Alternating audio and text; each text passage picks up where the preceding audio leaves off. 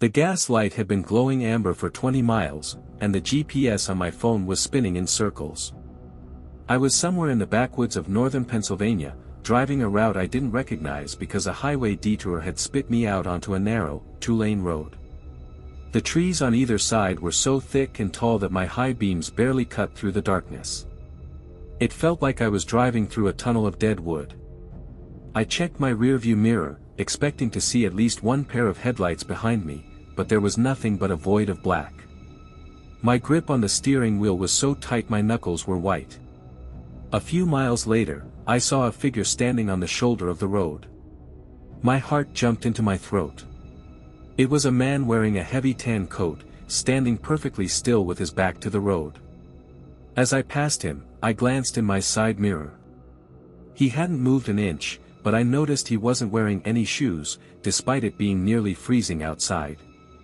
I told myself it was just a stranded motorist or a local, but a cold knot started forming in my stomach. I pressed harder on the gas, wanting to put as much distance between us as possible.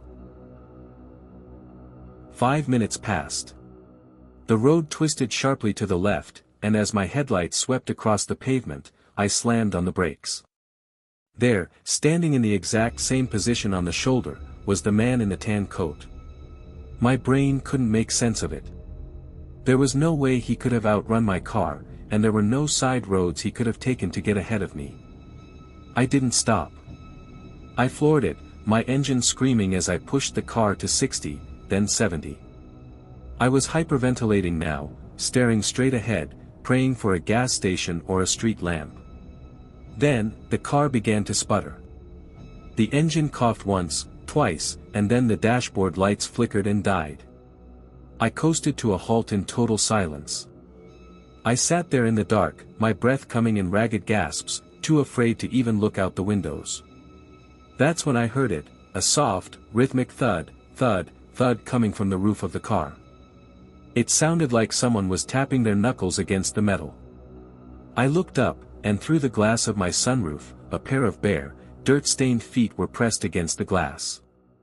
The man wasn't standing on the road anymore. He was on top of my car, and slowly, he began to lean his head over the windshield to look inside. I didn't wait to see his face. I grabbed my phone, bolted out the door, and ran into the woods, not stopping until I saw the lights of a farmhouse in the distance. When the police found my car the next morning, it was empty, but there were deep, muddy handprints smeared all over the driver's side window, as if someone had been trying to peel the glass away.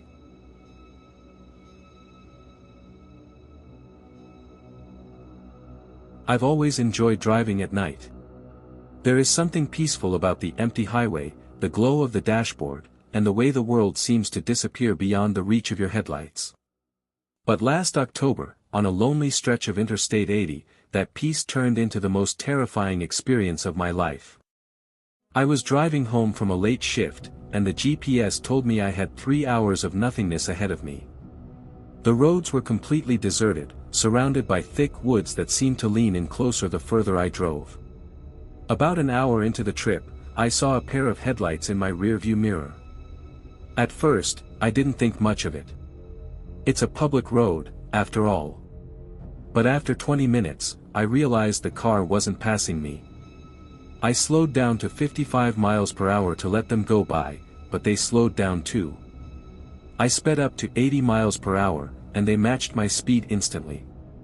They stayed at a perfect, haunting distance, just far enough away that I couldn't see the make or model of the car, only those two piercing white circles reflecting in my mirror. My heart started to beat a little faster. I decided to try a test. I took an exit for a tiny, darkened gas station that looked like it hadn't been opened since the 90s. The car followed me down the off-ramp.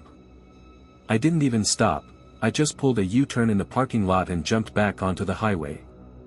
The car did the exact same thing, pulling the turn so hard I heard their tires screech. Now, I knew I wasn't just being paranoid.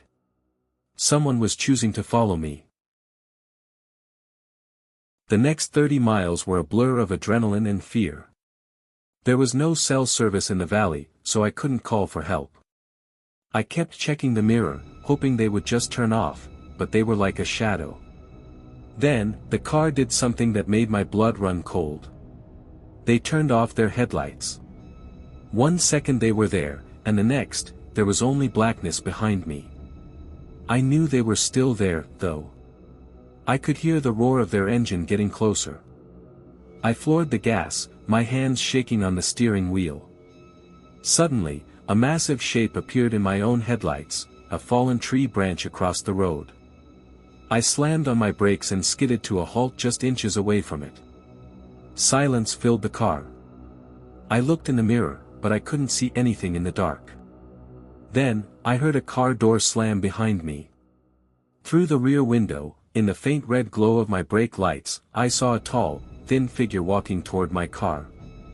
They weren't running, they were walking slowly, with a heavy, metallic object dragging on the pavement behind them. Scrape. Scrape. Scrape. I didn't wait to see their face.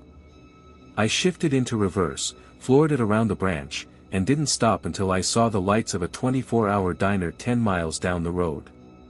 I pulled into the bright parking lot and screamed for the cook to call the police. When the officers arrived, they found nothing on the highway except for the tree branch.